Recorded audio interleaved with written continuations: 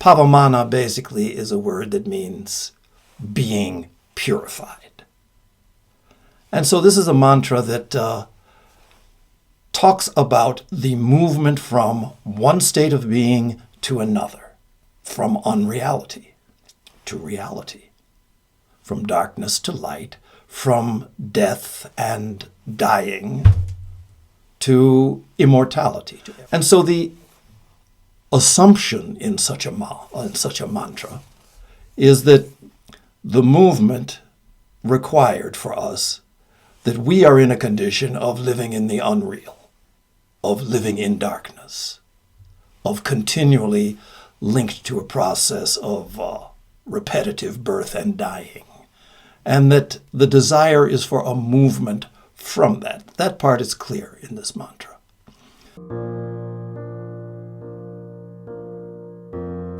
In this process of purification that the mantra speaks of, the request is made that we be led. If we're going to be led toward purity, we would do very well to think in terms of what is purity. Oftentimes we have something of a mistaken conception of what constitutes purity. And I do believe that for many of us, we think in terms of behaviors as characteristics that demonstrate a state of purity, inner purity. We judge the inside by the outside, which I think is a mistake. Oftentimes, these things are, in fact, linked to a person who is pure within their consciousness. But oftentimes, it's just yet another behavior. Anything that is pure is something that is unmixed with other elements, uncontaminated by things that are not of its nature. So in this consideration about our purification on this journey toward reality and light and immortality, what is it that is being purified?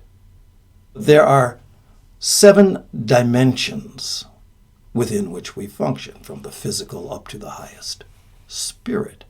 So this purification process, this is relevant to someone who is focused on a spiritual path. So with the physical body, if you eat junk, your body has various problems and it doesn't function at its highest level.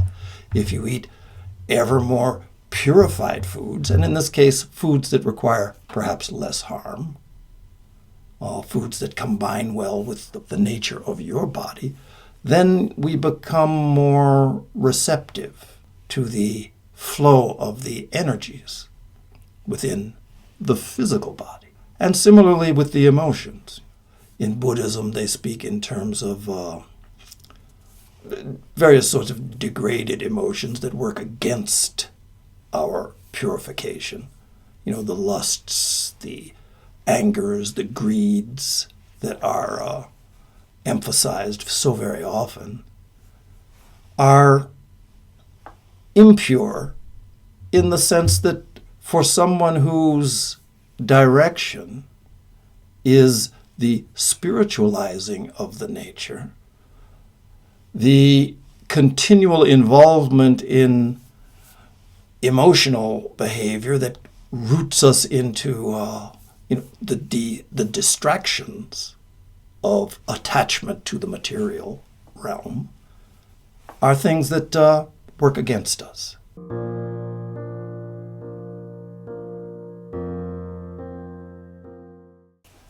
H.P.B., who was a very strong-willed person, she made the statement that there are 2 voices which she obeys. And the first of those voices that she said she was obedient to was the voice of her master.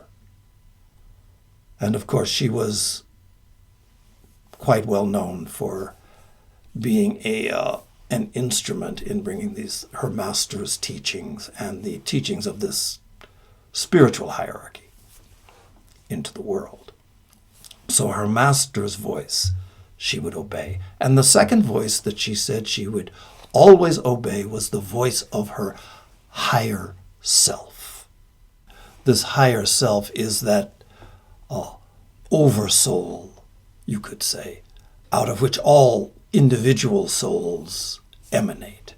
The statement was made that at those times when the voice of the higher self spoke, and again, speaking not in terms of words and that we are accustomed to, but the impression from the higher self was made that at those times she listened. And so there's this purification process that is led by our connection, our hopefully growing association and awareness of this higher self. And it's a process.